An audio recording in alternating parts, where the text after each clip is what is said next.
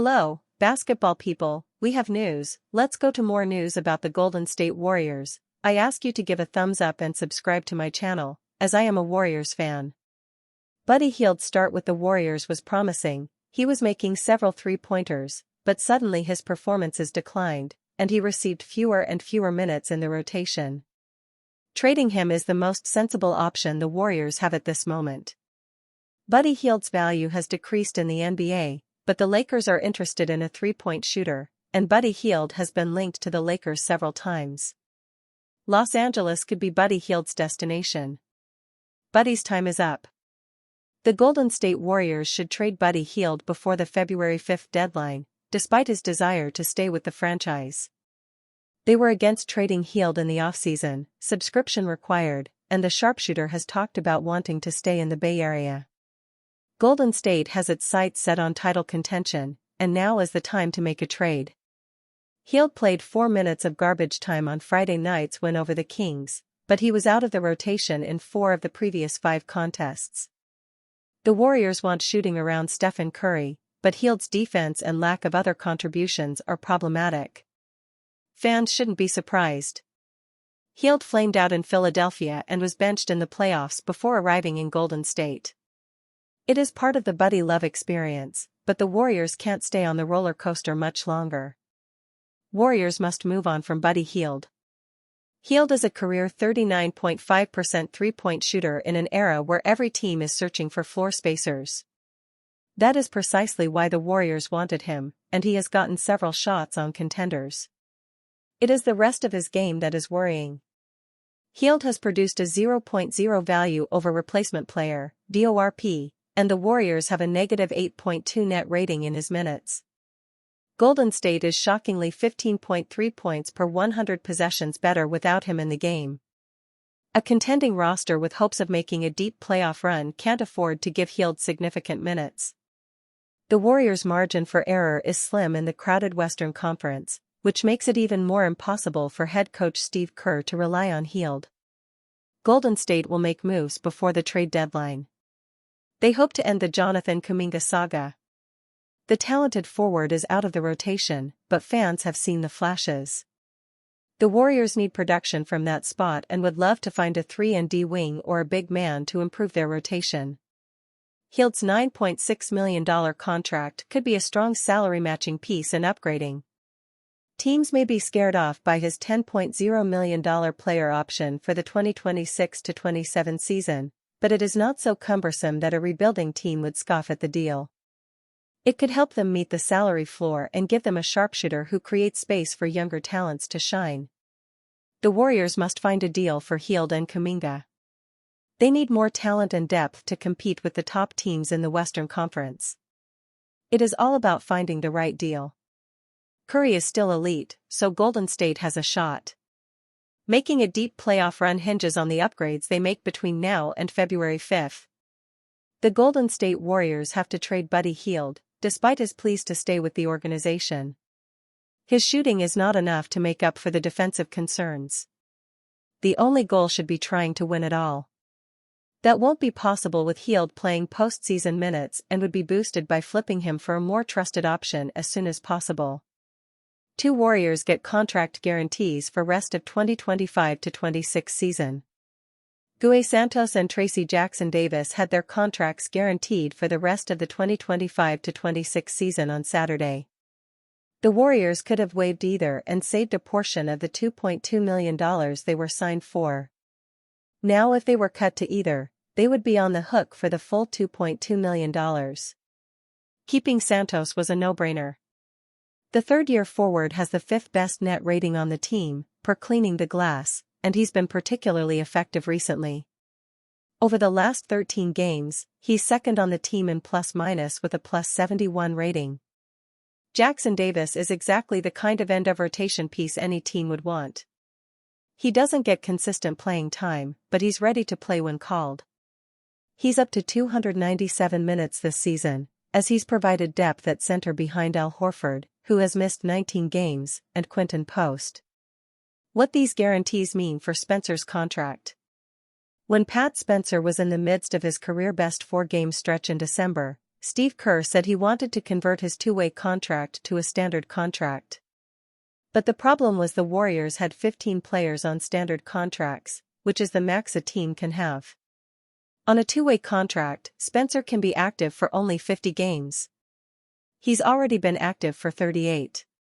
If they don't convert his contract, he'll be ineligible to play after he hits the 50-game threshold. So at the time, I was among the Warriors writers who speculated that they could waive Jackson Davis. They'd save just enough money waiving him to eventually give Spencer a minimum contract. Since that 4-game stretch, Spencer hasn't played much.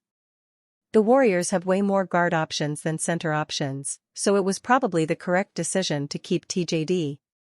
Now that Santos and TJD have their contracts fully guaranteed for the rest of the season, the only way the Warriors can make room for a Spencer contract is making a trade in which they take back fewer players than they send out. For example, if Golden State traded Jonathan Kuminga, Moses Moody and Buddy Hield, and picks, for Michael Porter Jr., they'd create 2 open roster spots, which would allow them to sign Spencer. Santos' future. As GSWCBA wrote on X, Santos is extension eligible until June 30th. The Warriors have his full bird rights, which means they can offer him 140% of the estimated average salary, roughly around $18 million, in his first year. Santos won't have a market for an $18 million starting salary, but he should have a market to make more than $2.2 million. The 23-year-old played 29 minutes per game in the 2024 Paris Games for Brazil, averaging 7.3 points on 40% three-point shooting. He's never had that kind of minute load with the Warriors, but it's clear from his Olympic experience and his recent play with Golden State that he's capable of more. Warriors' championship vision becomes crystal clear with pair of massive wins. The offense is playing better, and the path this team has to contention is becoming clearer. After brutal playoff loss, the Golden State Warriors have won each of their last 2 games, coming away with convincing victories over the Milwaukee Bucks and the Sacramento Kings. For many teams, back-to-back wins would simply be a small step in the right direction after a period of rough play. For the Warriors, who are entering a stretch that could determine the outlook of their season heading into the trade deadline, these wins represent much more. Including their last 2 games, Golden State has the privilege of playing 8 straight matchups at home after beginning the season with a tough travel schedule. Sitting at a 21-18 record, an extended stretch of winning could put them in position to break into the top 6 seeds with the right move at the deadline.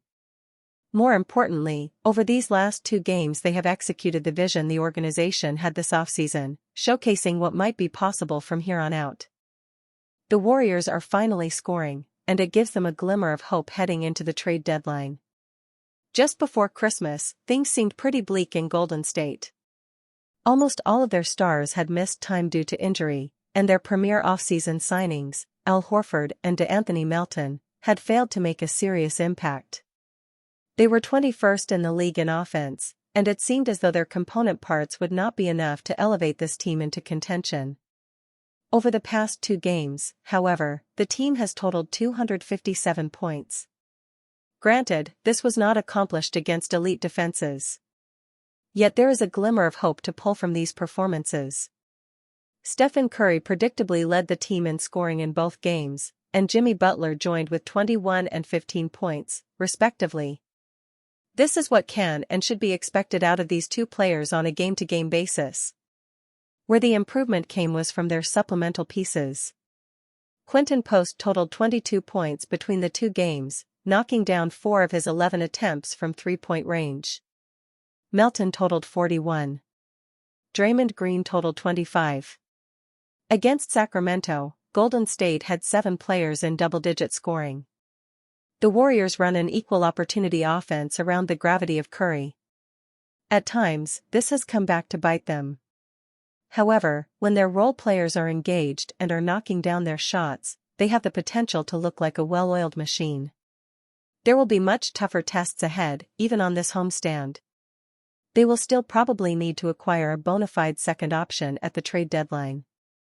But it's encouraging to see signs of everything coming together in the meantime. Jonathan Kuminga is leaving the Warriors with an important parting gift. JK deserves some credit. When Jonathan Kuminga eventually re-signed with the Golden State Warriors as a restricted free agent in the offseason, some held concerns on how it could impact the locker room if things went south with the former 7th overall pick. While things have decisively gone south with a Kuminga trade seemingly imminent, the young forward is leaving the Warriors with a parting gift in that he's not letting his individual situation impact the rest of the locker room. Jonathan Kuminga is leaving the Warriors in a respectful manner.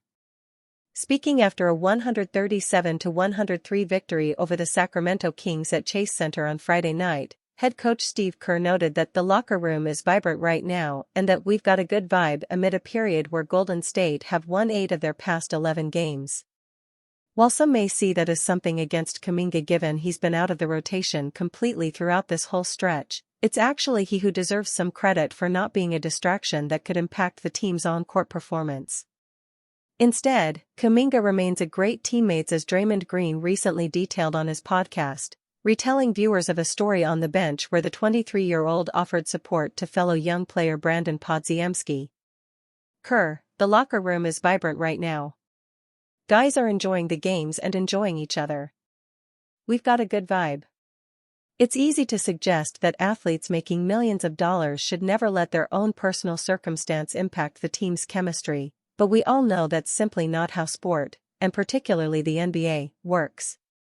Part of the reason the Warriors have Jimmy Butler right now is because, this time last year, he made things so difficult at the Miami Heat that they were forced to suspend him multiple times, and ultimately had no choice but to move him in a trade that didn't really reflect his actual on-court ability. It does behoove Kuminga to continue being an upstanding teammate because Golden State need all the leverage they can get, and without it the chances of him getting his wish of a trade elsewhere actually diminishes. That doesn't take away from the fact it says a lot about Kuminga's character. While he certainly had his frustrations with head coach Steve Kerr in the past, that's always come from his on-court role and playing time rather than anything personal. Kuminga will undoubtedly retain plenty of friendships within the organization after he departs, while he'll always be forever etched into franchise history as a member of the 2022 championship team. Warriors crucially turning weakness into major strength ahead of trade deadline. The Golden State Warriors might rank only 19th in bench net ratings so far this season, but they're starting to showcase the makings of a strong second unit after running away with a 137-103 victory over the Sacramento Kings at Chase Center on Friday night. With the game awkwardly sitting tied at 84 late in the third quarter, it was Jimmy Butler and the bench unit who inspired a 13-0 run to close the period and what ended as an incredible 53-19 run over the remainder of the game. Warriors' bench is starting to become a major strength. The combination of DeAnthony Melton and Al Horford continues to be a dynamic duo off the bench, having both hit form and a rhythm after respective injury issues. Melton followed his season-high 22 points against the Milwaukee Bucks on Wednesday with another 19 points in less than 19 minutes, shooting 6 of 10 from the floor and 3 of 6 from three-point range. Horford too has overcome his early season struggles since his return on Christmas Day, dropping 9 points, 5 rebounds, 2 assists and a block on 4 of 6 shooting in just over 16 minutes. Golden State won the bench scoring battle 66-38, with Brandon Podziemski also contributing 14 points, 4 rebounds, 2 assists and finishing as a game-high plus 28, while Gary Payton too had 12 points and 9 rebounds in 18 minutes. Brandon with the bounce.